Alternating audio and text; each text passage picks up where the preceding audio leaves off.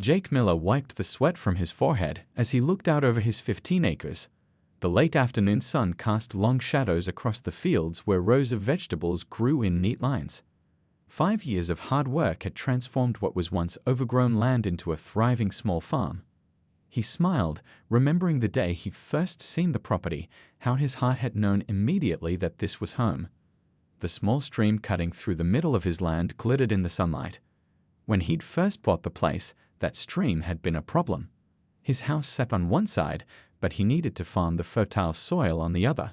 For months, he'd trudged through the shallow water, ruining his boots and making it impossible to bring equipment across. Then one spring day, his old college buddy Tom had visited. "Man, what you need is a bridge," Tom had said, pointing at the stream. "Nothing fancy, just something to get you and your gear across." That weekend, they'd sketched plans on the back of a pizza box. Jake wasn't rich. He'd spent most of his savings buying the land, but he could afford lumber and supplies if he budgeted carefully. Every Saturday and Sunday that summer, he'd worked on the bridge, learning as he went. He'd made mistakes, smashed his thumb more than once, and nearly fallen in the water several times. But by September, the bridge was done. It wasn't anything special to look at, just a simple wooden structure, 12 feet long and wide enough for his small tractor to cross. But Jake felt a deep pride whenever he walked across it. He'd built it with his own 2 hands. For years, the land around him had been just as quiet as his farm. Fields, woods, and a few scattered houses dotted the countryside. But cities never stayed put. They grew like living things, reaching out with roads and buildings. Last year, bulldozers had appeared on the northern edge of his property. 6 months later, Willow Creek Estates was finished, 28 identical houses with perfect green lawns and shiny mailboxes. Jake didn't mind much. He waved to his new neighbors when he saw them and kept to himself. On Saturdays, he loaded his truck with vegetables and drove to the farmer's market in town, where people seemed to appreciate his organic produce. What Jake didn't realize was that trouble was brewing. Diane Westbrook had just been elected president of the Willow Creek Homeowners Association, and she had plans, big plans. A former real estate agent with ambitions that far exceeded her small neighborhood, Diane saw herself as the guardian of property values and neighborhood standards. And she saw Jake's farm as a problem. "It's an eyesore," she told the other board members at their Tuesday meeting. "Those vegetable fields, that rickety shed, and don't get me started on that homemade bridge. It looks like something from a third-world country. Our homes will lose value with that next door." The other board members shifted uncomfortably. Most of them had bought houses in Willow Creek because they liked the area's rural charm. A few even bought vegetables from Jake's stand at the market. "But his farm isn't part of our HOA," said Bill Thompson, a retired teacher who lived at the edge of the development. "We don't have any authority there." Diane's smile didn't reach her eyes. "There are ways to handle these situations. I've dealt with problem properties before." She tapped her manicured nails on the meeting table. "Leave it to me." The next day, Jake found an official-looking letter in his mailbox. The envelope bore the Willow Creek HOA logo, a stylized tree with the words "Quality Living" underneath. He opened it with soil-stained fingers, puzzled why they'd be writing to him. As he read the letter, his confusion turned to disbelief. According to Diane Westbrook, president of the Willow Creek HOA, his property somehow fell under their jurisdiction, and he was in violation of several rules, including, apparently, having an unauthorized structure crossing the natural waterway. Jake folded the letter and put it in his pocket. He had crops to tend to and a farmer's market to prepare for. This nonsense could wait until Monday when he could talk to his friend Lee, who happened to be a lawyer. Little did Jake know, Diane Westbrook wasn't planning to wait that long. Jake spent the weekend at the farmer's market, selling his fresh vegetables to regular customers who had come to trust the quality of his produce. Mrs. Chen always bought his bell peppers, saying they were the sweetest she'd ever tasted. Old Mr. Wilson never failed to chat about the weather while picking out the perfect tomatoes. These small interactions made the hard work worthwhile. Sunday evening, Jake called his friend Lee about the strange HOA letter. "They can't do that," Lee said after Jake explained the situation. "Your farm was here before their development. You're outside their boundaries. It's pretty clear-cut." Relief washed over Jake. "So I can just ignore the letter." No, don't ignore it, Lee cautioned. That's the worst thing you can do. Write back formally declining their claim. I'll email you a template tonight. Monday morning, Jake printed the letter Lee had sent. It was polite but firm, explaining that his property predated Willow Creek Estates and was not subject to HOA regulations. He made a copy for his records before driving to the address listed on the HOA letterhead. The HOA office was actually just Diane Westbrook's house, with a small sign in the yard. Jake left the envelope in her mailbox and headed back to work, figuring that would be the end of it. 3 days passed. Jake almost forgot about the whole thing as he focused on irrigating his cucumber plants during a dry spell. Thursday afternoon, he loaded his small tractor with tools and headed to the far side of his property to fix some fencing. As usual, he drove across his wooden bridge, the boards creaking comfortably under the tractor's weight. Hours later, as the sun began to set, Jake packed up his tools. He was tired and looking forward to a shower and dinner. He climbed onto his tractor and drove back toward the stream. But as he approached, something seemed wrong. The familiar outline of his bridge was missing against the darkening sky. "What the?" Jake muttered, driving closer. He cut the engine and jumped down. Where his bridge had stood that morning, there was nothing. Just splintered wood scattered in and around the stream. Pieces of the railings lay half submerged in the water. Support beams had been cut clean through with what must have been a chainsaw. Jake stood frozen in shock. The bridge he'd built with his own hands, the bridge he'd crossed thousands of times, was destroyed. 5 years of memories reduced to broken lumber damming the stream. A folded paper caught his eye, stapled to a nearby tree. He walked over and yanked it free. Unauthorized structure removed.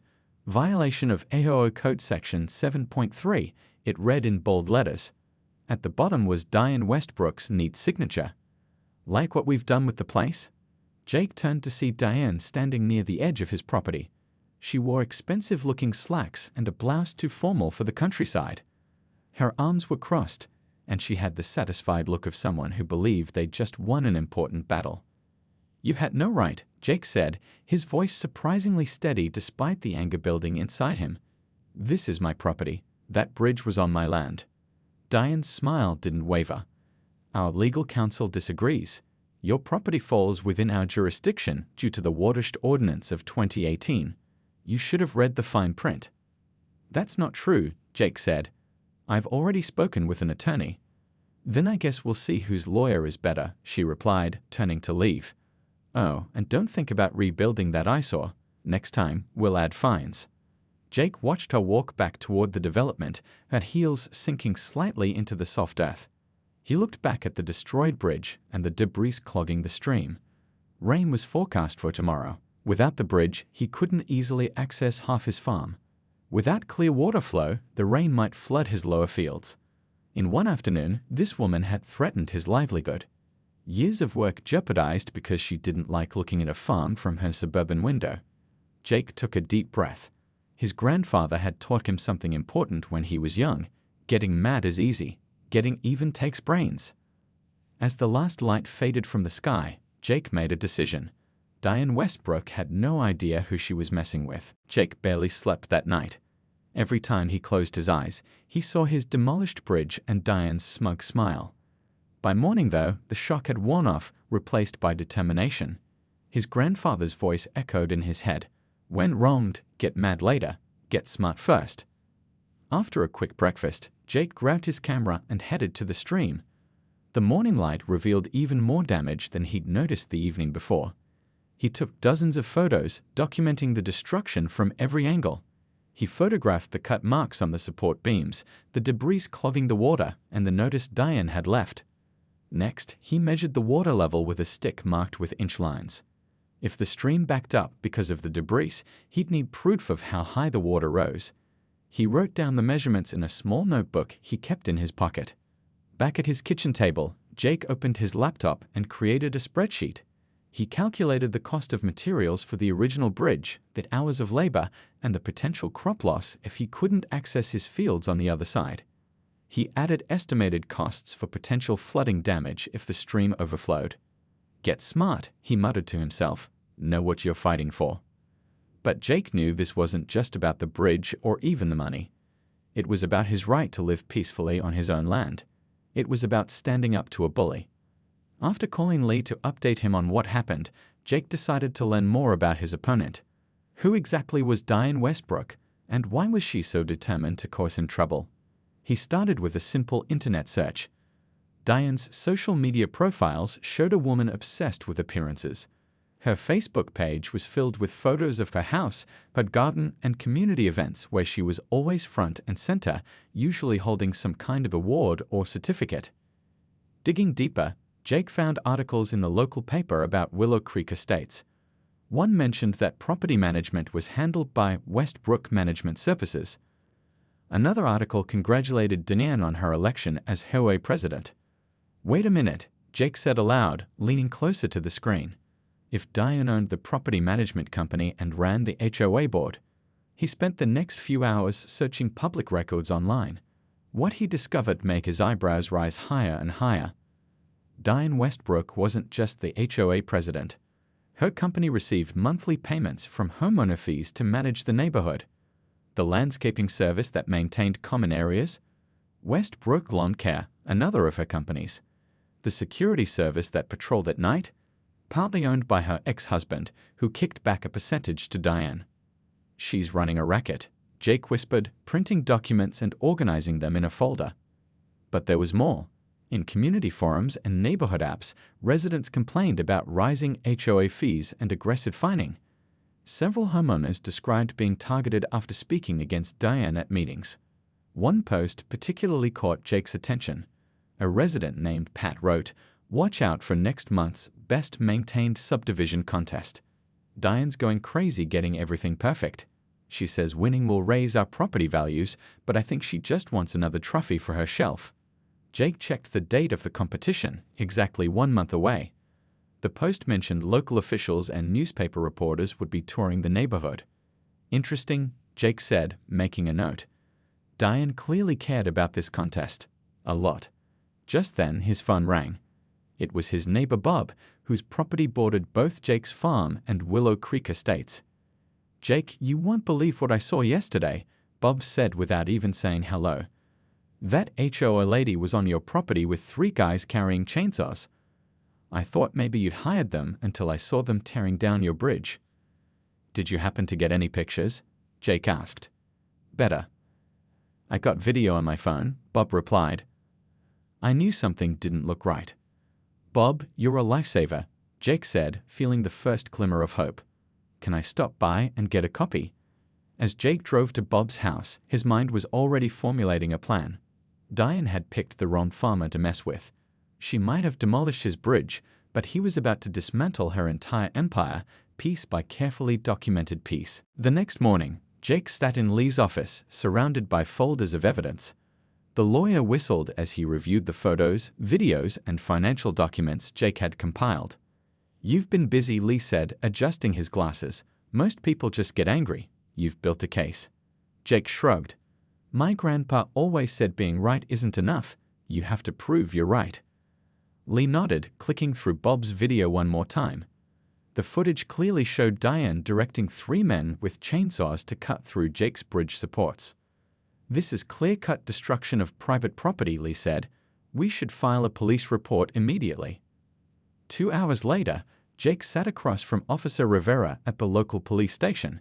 The officer typed notes as Jake explained the situation, occasionally looking up with raised eyebrows. "And you're certain your property isn't part of their HOA?" Officer Rivera asked.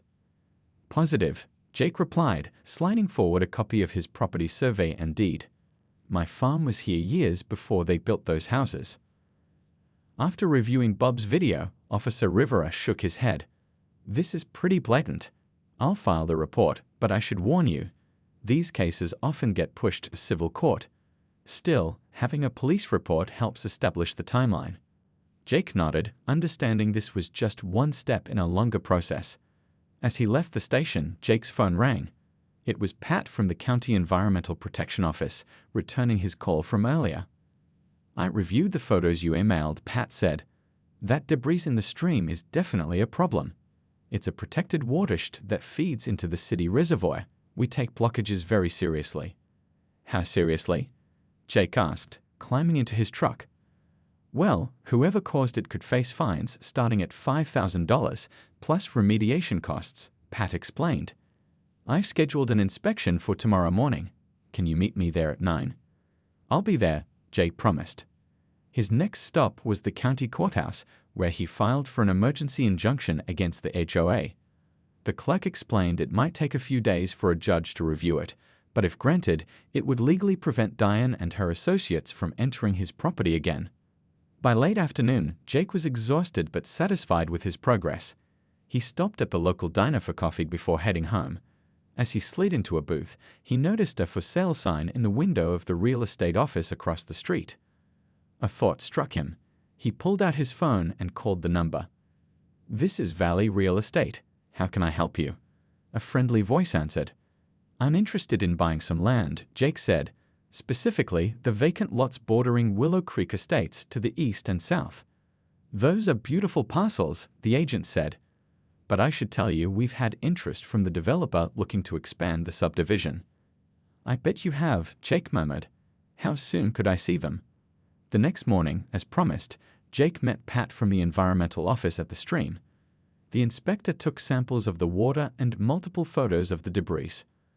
"This is worse than I expected," Pat said, making notes on a clipboard. "The wood is creating a dam effect, and I can see oil residue from the chainsaw. This could contaminate the water downstream." "How long until you make a decision?" Jake asked. "I'll file my report today," Pat replied. "The HOA will receive official notice by Monday, along with potential fines and a remediation order." Jake nodded, thinking about the timing. The HOA board election was in 3 weeks, and the best-maintained subdivision judging shortly after. A hefty environmental fine and negative publicity would certainly impact both. After Pat left, Jake drove to meet the real estate agent. The vacant parcels were even better than he'd hoped, perfect for his plan. By the end of the day, he put down earnest money on both lots, effectively blocking Diane's expansion plans. That evening, as Jake sat on his porch watching the sunset, his phone buzzed with a text from Lee. "Judge granted temporary restraining order against HOA. They can't legally come onto your property now. First hearing scheduled for next week." Jake smiled, sipping his tea. The bridge was still gone, and half his farm remained difficult to access, but he'd laid the groundwork for justice. Unlike Diane, who had acted impulsively and illegally, he was building his case methodically. His grandfather's voice seemed to whisper in his ear, "Patience, boy." The wheels of justice turned slow, but they grained very fine. Jake picked up his notebook and began sketching plans for his next move. Diane had torn down his bridge, thinking she'd broken his spirit. Instead, she'd only revealed the holes in her own foundation. And Jake was just getting started. With the legal groundwork laid, Jake was ready to begin phase 2 of his plan. The weekend farmers market provided the perfect opportunity. As usual, many Willow Creek residents stopped by his stand to buy fresh vegetables. "No zucchini today?" asked Mrs. Taylor, a retired teacher who lived 3 doors down from Diane. "Sorry, they're on the other side of my property," Jake explained. "Since someone destroyed my bridge, I can't easily get my tractor across to harvest them." Mrs. Taylor's eyes widened. "Your bridge was destroyed. What happened?" Jake told his story simply, without exaggeration. He mentioned the HOA's false claim of jurisdiction and showed her photos on his phone. As other customers gathered, he answered their questions honestly. "But our HOA fees just went up again last month," said a man named Phil. "Diane said it was for community improvements, not destroying someone's property." "That's concerning," Jake said carefully, "especially since the environmental office is investigating the stream damage. Those fines could be substantial." By the end of the market day, word was spreading through Willow Creek. Jake hadn't planned it this way, but his farm stand had become an information hub. On Monday morning, Jake visited his bank. The loan officer, an old high school friend, reviewed his business records and approved a small business loan. This wasn't just for rebuilding the bridge. Jake had bigger plans. That afternoon, Jake created a simple website titled Willow Creek HOA, Facts and Finances. He uploaded all his documentation, time-stamped photos of the bridge destruction, copies of the illegitimate HOA notices, and public records showing Diane's ownership of companies paid by HOA funds. He added a section explaining how HOA fees were being channeled to Diane's businesses, with charts showing fee increases over time. He was careful to use only facts and public records, never speculation. The next day, Jake printed simple flyers with the website address and a brief explanation. He didn't distribute them in Willow Creek. That might seem aggressive. Instead, he left stacks at local businesses in town where residents shopped. By Wednesday, his phone was ringing constantly with calls from Willow Creek homeowners. "I had no idea our money was going to her companies," said a woman named Betty. "That's a clear conflict of interest." "The board never voted on removing your bridge," said another resident, Doug. "She told us the environmental office ordered it removed, which I now realize was a lie." Jake listened to everyone, answering questions but never telling people what to do. That part of his plan was critical. Homeowners needed to decide for themselves what action to take. On Thursday evening, Jake received an unexpected visit from Bill Thompson, the retired teacher who served on the HOA board. "I'm resigning from the board," Bill said, sitting on Jake's porch. "I can't be part of this. But there's something else you should know. Diane's been taking out loans using future HOA fees as collateral. The association's finances are a mess." Jake offered Bill coffee and listened carefully. The information confirmed his suspicions but was worse than he imagined. By Friday, Jake had received calls from 15 homeowners volunteering to run for board positions at the upcoming election. The current board members, except for Diane, had all resigned. The weekend brought another surprise. A local newspaper reporter called, asking for an interview about the environmental impact of the bridge destruction. The story would run the following week, just before the HOA election. On Sunday evening, Jake rented the community center for the following Thursday and invited all Willow Creek residents to an informational meeting. He hired a forensic accountant to review the financial documents Bill had provided. Standing in his kitchen after making all the arrangements, Jake felt a strange mix of satisfaction and sadness. He took no pleasure in exposing Diane's schemes, but the homeowners deserved to know the truth. Jake looked out his window toward the still-destroyed bridge. Rebuilding it would have been easier than this complex campaign, but some problems couldn't be fixed with hammer and nails. His phone buzzed with a text from Lee. "Judge scheduled full hearing for next Tuesday." Diane's lawyer requested postponement. Denied. Jake smiled. The wheels of justice were turning, slowly but surely, just as his grandfather had promised. The community center was packed. Jake stood near the door, surprised by the turnout. Nearly 2/3 of Willow Creek's homeowners had shown up, filling every chair and lining the walls. "I didn't expect this many people," he whispered to Lee, who stood beside him. "Word travels fast," Lee replied. "Especially when money's involved." Jake had kept the meeting simple, no fancy presentation, just facts. He'd set up a table with copies of all his documentation, including the police report, environmental agency findings, and public records of Diane's business connections. At 7 p.m. sharp, Jake walked to the front of the room. He wasn't used to public speaking, and his hands felt clammy. "Thanks for coming," he began. "I know you're all busy, so I'll keep this short. About 2 weeks ago, the HOA president, Diane Westbrook, ordered men to destroy a bridge on my property. She claimed my farm was under HOA jurisdiction. It isn't." Jake explained the situation plainly, showing Bob's video on a small projector. Gasps filled the room when people saw the bridge being cut apart with chainsaws. "But this isn't just about my bridge," Jake continued.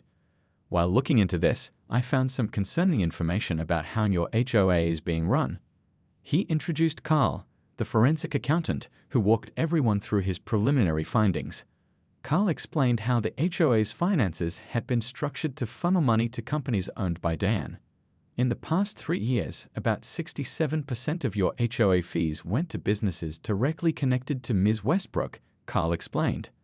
"That's well above industry standards and represents a clear conflict of interest." The room erupted in angry murmurs. Phil, the man from the farmer's market, stood up. "Our fees went up 30% this year alone," he shouted. "She said it was for security upgrades." Others joined in, sharing stories of excessive fines and intimidation. Jake let them talk, watching as the community came together in their shared frustration. When the noise died down, Betty, a retired bank manager, stood up. "The election is next week. We need candidates who aren't in Diane's pocket." By the end of the evening, 10 homeowners had volunteered to run for the 5 board positions. They'd formed a committee to audit the HOA's finances properly, with Jake offering to cover Carl's fees for a complete investigation. The next morning, the local newspaper ran a front-page story: "Environmental Agency Fines Local HOA for Stream Damage." The article detailed how debris from the demolished bridge had created a dam effect, threatening the protected watershed. The HOA faced fines of $8,500, with potential additional penalties pending. Diane's reaction was swift and desperate. She sent emergency notices to all homeowners warning about outside agitators threatening property values. She tried to change the election rules to disqualify candidates who had missed past HOA payments, which would have eliminated 3 of the new candidates. Jake received a certified letter from Diane's lawyer threatening a defamation lawsuit if he didn't remove his website. Lee responded with a detailed letter citing truth as an absolute defense against defamation claims. The website stayed up. 2 days before the election, the county environmental agency increased the fines to $12,000 after finding oil from the chainsaws had contaminated water samples downstream. The news spread quickly through the neighborhood. The night before the election, Jake received an unexpected phone call from Bill Thompson. "Diane's panicking," the former board member said. "She's in the clubhouse right now, going through old files. I think she's destroying records." Jake called Officer Rivera immediately. Within an hour, police arrived at the clubhouse. They found Diane feeding documents into a shredder. When confronted, she claimed to be organizing files, but the officer noted that shredding financial records during an active investigation could constitute obstruction of justice. Election day arrived with a record turnout. Homeowners lined up outside the clubhouse, determined to have their voices heard. Jake stayed away, not wanting to appear to be influencing the vote. At 9 p.m., his phone rang. It was Betty. "It's done," she said, her voice triumphant. Every single one of Diane's allies lost. The new board's first vote was unanimous to terminate all contracts with Diane's companies. Jake sat on his porch, looking toward where his bridge had once stood. A sense of justice washed over him. He hadn't just fought for his bridge. He'd helped an entire community free itself from exploitation.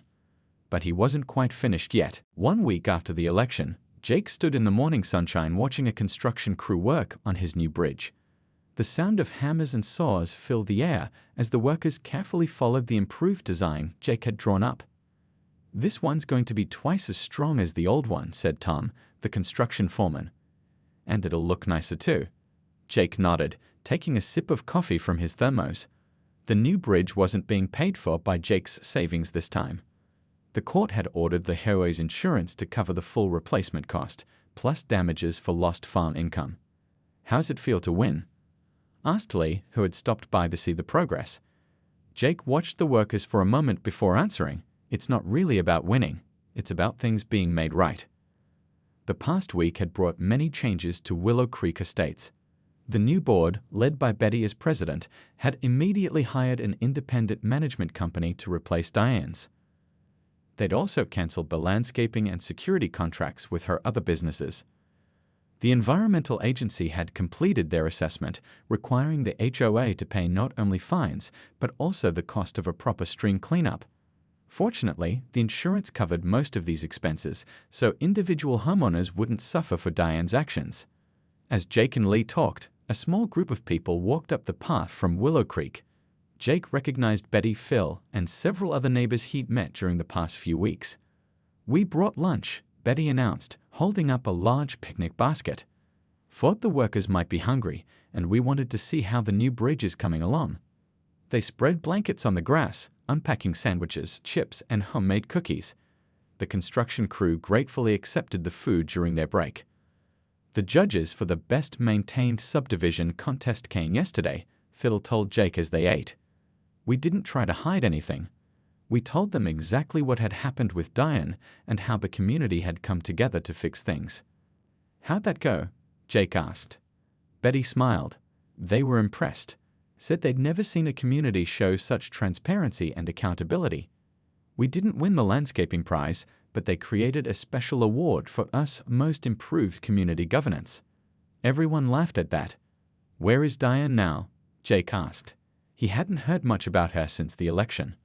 Moving, Betty replied. Put her house on the market the day after the election. I heard she's leaving the county entirely. Jake nodded, feeling neither joy nor sadness at the news. The point had never been to hurt Diane, only to stop her from hurting others. As lunch ended and the workers returned to the bridge, Jake walked with his neighbors to show them his vegetable fields. They seemed genuinely interested in his farming methods. We've been thinking, Betty said as they walked. The new board wants to create a community garden in that empty lot at the end of Willow Drive. Would you be willing to give us some advice? Many of us have never grown anything before. I'd be happy to help, Jake said, surprised and pleased by the request. By sunset, the bridge was nearly complete. Jake stood alone, watching the last golden light reflect on the stream water, which now flowed freely again. Tomorrow, he'd be able to drive his tractor across to tend the fields he hadn't been able to reach properly for weeks. As he turned to head back to his house, he noticed something Bob had added to one of the bridge support beams, a small metal plaque. Jake leaned closer to read the engraved words.